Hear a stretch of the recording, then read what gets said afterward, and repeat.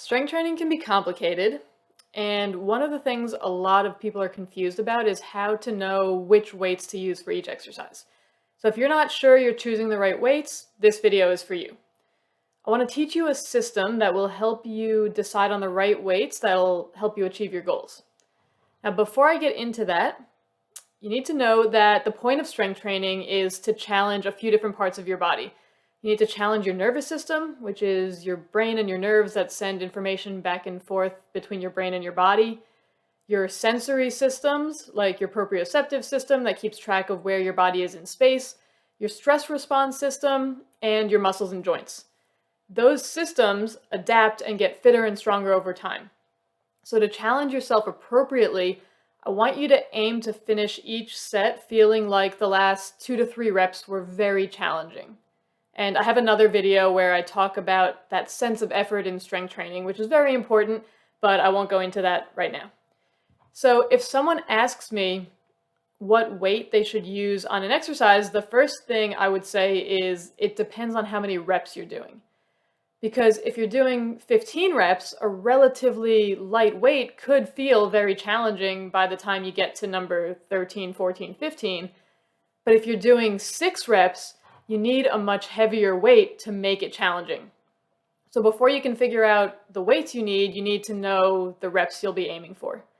And if you're following a program, it should tell you how many reps to do.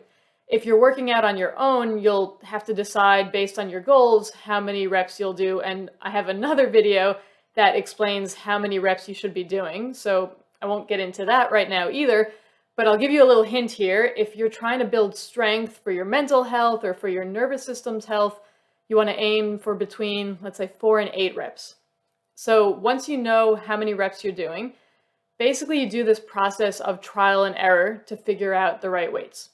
So you'll need to do this process for every exercise you do, since you'll need different weights depending on the muscles you're using and the equipment that you're using. So bigger muscles or exercises that use a lot of muscles at once need heavier weights than smaller muscles or isolation exercises. So for example, you should generally use heavier weights on leg exercises, which are your squat and hinge movements, compared to, let's say, your shoulder exercises, which are a push movement, because your legs are bigger and stronger than your shoulders. And even exercises for the same muscle groups might need different weights. So let's compare a barbell bench press here to a dumbbell chest press, which are these 2 videos that I'm doing here. Both push exercises, same muscle groups, but the barbell is more stable than the dumbbells, right? Dumbbells can move independently of each other. I know it's probably hard to see, but you can kind of see those dumbbells at the bottom like wobbling around a little bit. So with dumbbells, along with the main muscles that are working, lots of little stabilizer muscles have to come in and help out, and those muscles use up energy too. So most people can lift more weight on a barbell exercise than a dumbbell one. Now, the good thing though is that this process is pretty simple. It really doesn't take long, and once you figure out the right weights once, you're basically all set, and then you can just go about your workouts from there.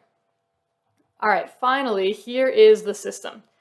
So I'm going to use a dumbbell squat as an example. Let's say you're aiming for 8 repetitions. So step 1 is to take a guess, right? Everyone's starting strength is different. So at first you'll just have to make an educated guess about which weight to use. It's a good idea to start lighter than you think you can handle at first. So let's say for the first set of squats, you grab a 20-pound dumbbell. And you get to repetition number 8, and it's starting to feel a little challenging, but you feel like you could keep going and do more with good form.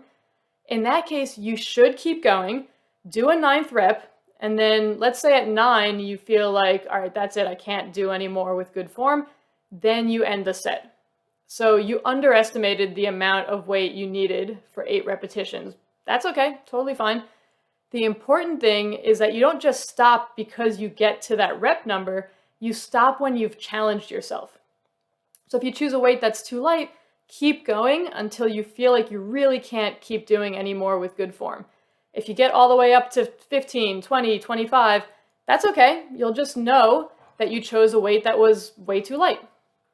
So since you overestimated on the first set, right now you know you need to adjust. So maybe on the next set you try a 25-pound dumbbell. So this time you can only do 7 with good form, so you overestimated, right? Again, that's okay.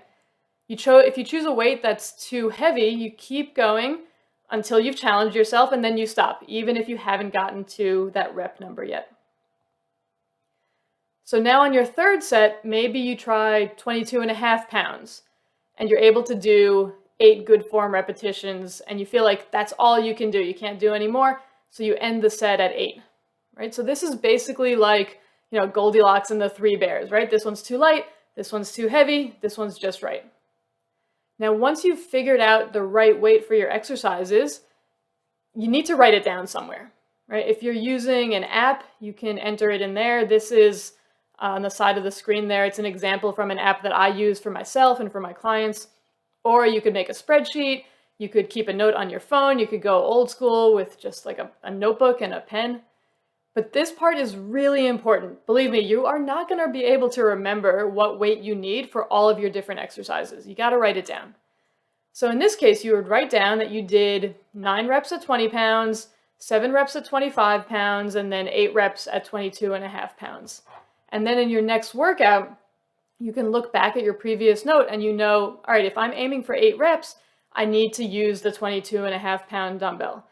And then you can start using the principle of progressive overload to start working your way up in reps and weight. And I have another video for that too. I realize I'm plugging a lot of my other videos here, but there's a lot to know, so please check those out as well. So all right, this is the simple system for figuring out what weights to use for each exercise. And it's important that you do figure it out so that you can provide that good stress to your body and to your brain, and so they can get fitter and stronger and healthier so you can feel and function better.